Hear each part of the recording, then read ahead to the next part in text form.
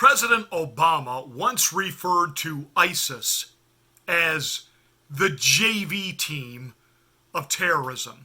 Yet, neither he nor VP Biden could do a thing to stop them. In fact, ISIS got only bigger and began to control a large landmass of the Middle East under the Obama and Biden administration. Now, ISIS refers to Donald Trump as the varsity. He got him. The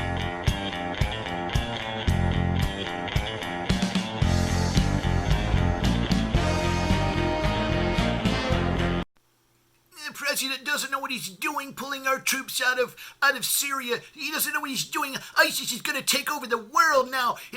We can't do this. And after he begins the troop withdrawal, we get Baghdadi. Last night, the United States brought the world's #1 terrorist leader to justice. Abu Bakr al-Baghdadi is dead. No personnel were lost in the operation, while a large number of Baghdadi's fighters and companions were killed with him. He died after running into a dead-end tunnel, whimpering and crying and screaming all the way. He ignited his vest, killing himself and the 3 children. His body was mutilated by the blast. The tunnel had caved in on it in addition. But test results gave certain, immediate, and totally positive identification. It was him. Well, there goes Adam Schiff for Brain's plans to make all the rounds on the Sunday talk shows to talk about the up-and-coming Bolton testimony, because Bolton's got the goods on Trump. Isn't there anybody, even in the lying legacy corporate corrupt mainstream media, that has finally figured out that Adam Schiff is a complete and total, what's the word I'm groping for here? Moron, and a liar, and an actual traitor. That said, the wind's been taken out of those sails. Poor little Adam Schiffless. Oh, and by the way, hey there, General Mad Dog Mattis, who wants to be a stand-up comedian now and crack jokes about the president, because at least I've won a battle or two. What was it you were tasked to do? Yeah, stop ISIS. What didn't you do? Stop ISIS. Who is it you were supposed to have captured and killed? Baghdadi. What didn't you do? You didn't get Baghdadi. Who got him? Donald J. Trump. The thug who tried so hard to intimidate others spent his last moments in utter fear, in total panic and dread, terrified of the American forces bearing down on him. We were in the compound for approximately 2 hours, and after the mission was accomplished, we took highly sensitive material and information from the raid, much having to do with ISIS, origins, future plans, things that we very much want. So not only did we get him, we've got some great intel. And again, the 4D chess move of Donald Trump, where he's even ahead of, you got to know that Nancy Botox Pelosi and members of Congress are upset that they didn't get briefed on this. You mean they didn't get a chance to leak it to somebody at the New York Times, what President Trump was up to in the Situation Room on Saturday. And then, of course, he puts out his little cryptic tweet, gonna have big news in the morning. And, of course, that just fuels up the libs on the Sunday morning talk shows to lampoon the president. Saturday Night Live, Alec Baldwin goes out there and, doing a mock Trump rally, where really what they were doing was making fun of Trump supporters. And one of his guests up on the platform was released by ISIS because the troops have been pulled out. And thank you, ISIS. We're going to make ISIS great again. And not even 12 hours after Saturday Night Live once again exposing their own arses on national television at the unfunny buffoons they are, this president, I'm going to use a cliche here, but it works. Taking care of business. Baghdadi's demise demonstrates America's relentless pursuit of terrorist leaders and our commitment to the enduring and total defeat of ISIS and other terrorist organizations. I love it, I love it, I love it. Basically what he's saying there, in no uncertain terms, don't mess with the U.S. You know, it's not been a really good week for the Democrats. I mean, they really thought that this was it. This impeachment process would gain steam, and then he goes ahead and he starts the troop withdrawals out of Syria, and he moves the pendulum on that, and then they find out that they've been hoodwinked by Hillary Rodham Clinton, that she's actually working with Tulsi Gabbard to push her nominee, which would be Tulsi Gabbard. And so it's not been a good week for the strategy of Nancy Botox Pelosi. And now when they were really hoping to build up the weekend news cycle to take us into the new week on more things with the phony impeachment inquiry, President Donald Trump and the military, they take down the #1 terrorist in the world. And I love what the president said. You know, he said, these terrorists have gotten very savvy. They don't just mess around with cell phones, and they aren't sending smoke signals. They're really high-tech. They're really savvy. And they've used the internet to recruit young people from France, from Germany, from Europe, even the United States, to come join their forces. So I think what we need to do now, we need to put out there on social media platforms, out there online, on the internet, for the whole world to see exactly how Baghdadi died. Died like a crying coward. The world ought to see this. And that's why he died like a dog. He died like a coward. He was whimpering, screaming, and crying. And frankly, I think it's something that should be brought out so that his followers and all of these young kids that want to leave various countries, including the United States, they should see how he died. The president is absolutely 100% right on this. Now, of course, one of the reporters couldn't wait to ask, Mr. President, now that you've taken down Baghdadi, do you regret your decision to pull troops from Syria? And the president said, no, we are not going to stay engaged in these endless sectarian wars. The other people over there have got to step up to the plate and decide if they want to live in peace and freedom, they got to start taking care of business themselves. Oh, and by the way, we've invested all these American lives and $8 trillion over here. We've secured the oil. We've done it strategically because this was how ISIS funded themselves, but also we're going to pay America back.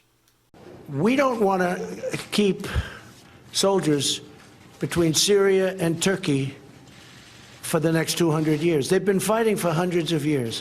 We're out. But we are leaving soldiers to secure the oil. Now, we may have to fight for the oil. That's okay. Maybe somebody else wants the oil, in which case they have a hell of a fight.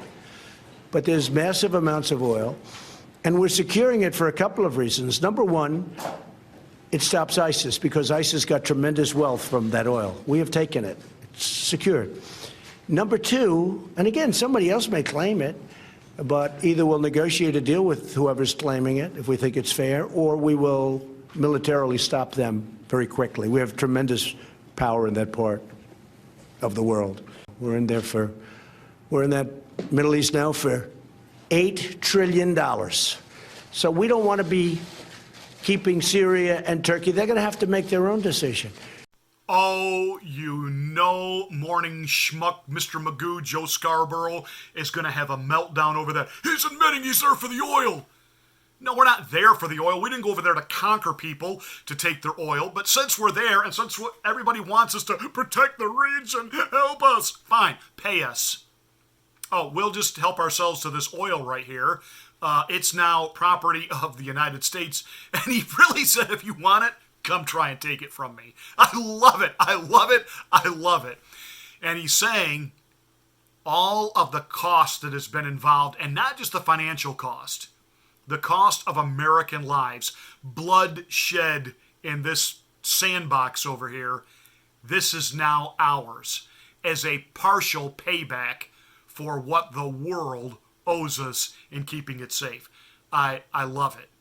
Now, over on the Airport Terminal TV, formerly known as CNN, Jake the Tap Tapper in breaking news had one of these so-called military experts on the ground over there. You know, some guy that's apparently living in like a third-rate,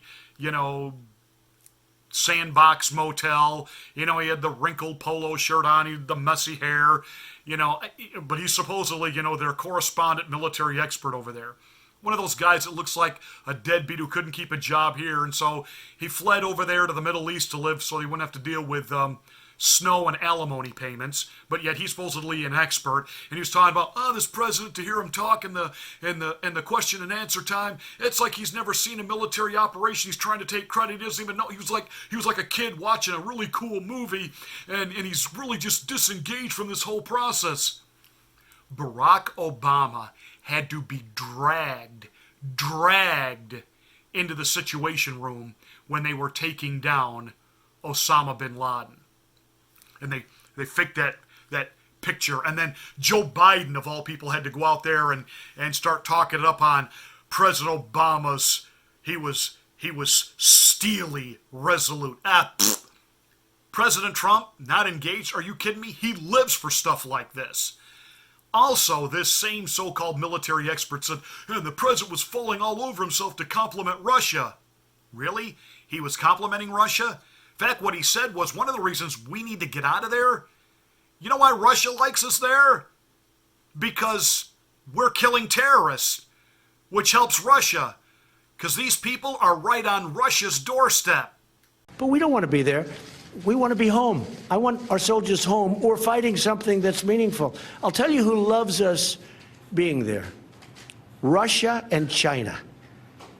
Because while they build their military, we're depleting our military there. So Russia loves us being there. Now, Russia likes us being there for two reasons. Because we kill ISIS, we kill terrorists, and they're very close to Russia. Excellent point. While we're over there depleting our military resources, people and countries like Russia and China are building their resources. So, kudos to the president. Job well done by our stellar men and women in uniform for the United States military. Great day for America. Was that the way the lying legacy corporate corrupt mainstream media is covering it? Of course not. Trump got lucky, didn't know what he was doing. You know all the narratives. Well, what they're really doing off camera and behind closed doors is he did it again. He's made us look like fools again. And I'm telling you, Adam Schiff for brains and Nancy Botox Pelosi, they are both absolutely creaming themselves over the fact that he stole a news cycle away from them. You know why they're feeling that way? Because they're really not patriotic. They don't love America. They certainly don't love the Constitution. Instead of standing up and celebrating and saying, even though we have some disagreements with this president, thank you, Mr. President, for keeping us safe. Nope. Oh, and by the way, to Ilhan Omar over there at the Squad, talking about Al-Qaeda. We never say America. We only insult Al-Qaeda that way because somebody did something on 9/11. Well, let me tell you something, Ilhan. And tell this to all of your Muslim constituents that voted for you. Last night, some guys did something. The president, the vice president, Secretary of State, Secretary of Defense, and the United States military. And our something took out the #1 Islamic terrorist in the world. Sleep tight, Ilhan. That's it for this rant. Hey, thank you so much for watching. Please make sure you're a subscriber to the channel. If you are, thank you. If you're not, you can do that. Just click the subscription button. Don't forget to smack the bell so that you get notification of all of my rants and ravings. And please share this video to your social media platforms. Help us spread the word. Even though we're having videos with 1,000 and more views and watches and people giving us thumbs up, I keep losing subscriptions every day. Gee, YouTube, how is that possible?